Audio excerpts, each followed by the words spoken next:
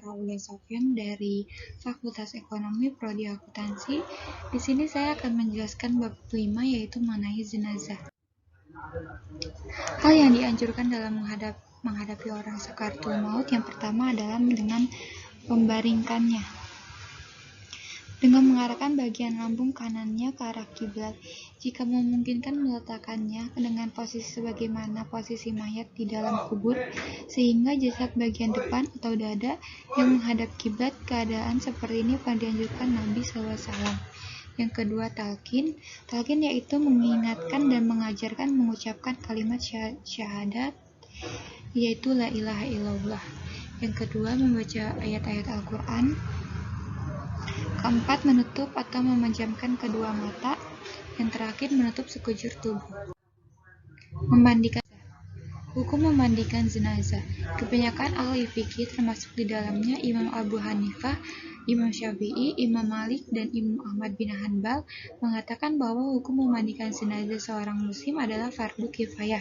Akan tetapi masih ada di antara fikih tidak diketahui identitasnya yang mengatakan hukumnya sunnah kifayah. Jika seorang muslim meninggal karena kecelakaan yang mengakibatkan bagian-bagian tubuh terpisah, maka menurut ulama mazhab Syafi'i dan Maliki, wajib memandikan sebagian tubuh yang diperoleh itu, meskipun hanya sedikit. Sementara Ibnu Hanbal dan Imam Malik mengatakan, jika bagian yang ditemukan itu lebih banyak dari yang hilang, cukup memandikan yang ditemukan.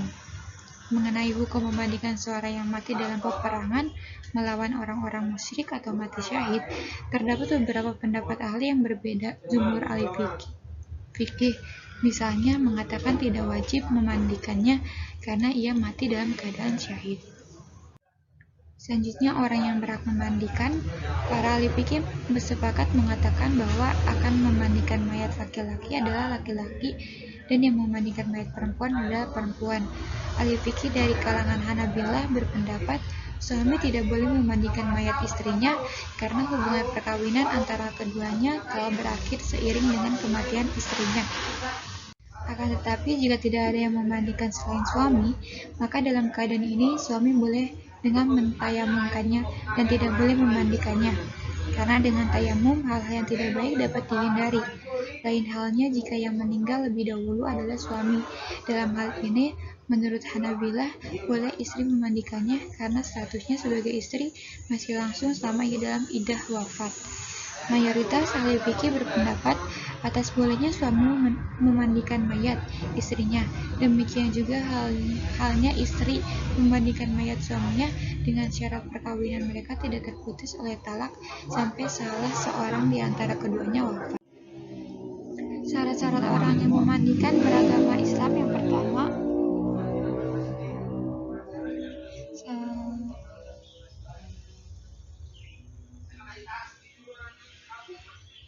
persyaratan ini ditetapkan karena memandikan mayat itu bagian dari ibadah yang diharapkan dengannya dapat mendekatkan diri kepada Allah serta pahala darinya. Adapun orang kafir tidak termasuk orang yang ahli beribadah. Kedua, adanya niat memandikan mayat berdasarkan hadis. Dan yang ketiga, berakal. Karena niat itu merupakan syarat sahnya memandikan mayat, maka yang memandikan itu disyaratkan orang yang berakal. Sebab anak kecil atau yang gila tidak dapat melakukannya. Memandikan jenazah.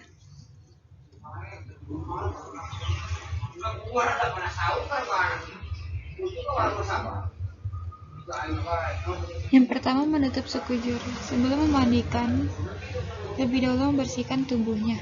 Yang pertama, menutup sekujur tubuhnya dengan kain basahan atau kain panjang, jadi jenazah tidak boleh terlihat dalam keadaan telanjang.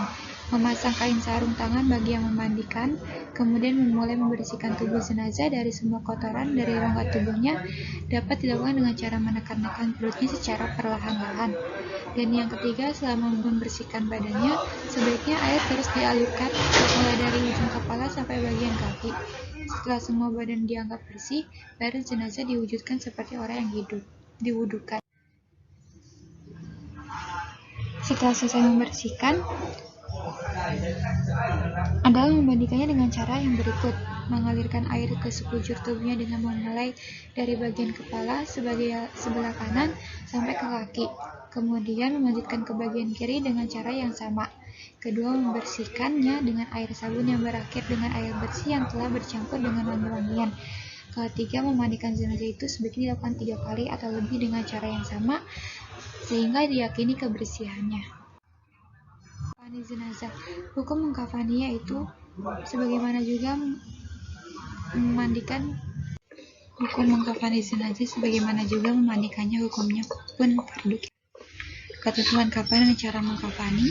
Kain yang digunakan untuk mengkafani jenazah minimal 1 lapis yang dapat menutupi seluruh tubuhnya, baik terhadap jenazah laki-laki maupun perempuan.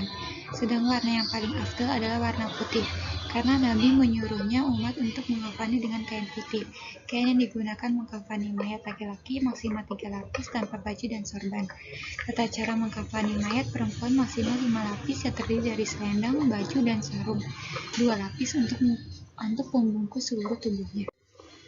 Cara mengkafani dengan laki-laki itu dengan menggunakan kain-kain kafan yang telah disediakan sebelumnya selai demi selai, kemudian menaburinya dengan wangi-wangian. Lembaran-lembaran yang paling bawah hendaknya dibuat lebar dan luas. Di bawah kain itu sebelumnya telah digunakan tali pengikat sebanyak 5 helai, yaitu masing-masing pada arah kepala, dada, punggung, lutut, dan tumit. Setelah itu, secara perlahan-lahan mayat diletakkan di atas kain-kain tersebut dalam posisi membujur dan kalau mungkin menaburi tubuhnya lagi dengan wangi-wangian.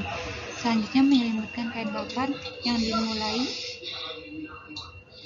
dari kafan sebelah kanan paling atas, kemudian ujung lembaran kain sebelah kiri paling atas, dan selanjutnya disusul dengan lembaran kain berikut secara berurutan dengan cara yang sama. Jika semua kain kafan telah membalut jasad, jenazah baru diikat dengan tali yang diikat di bawahnya.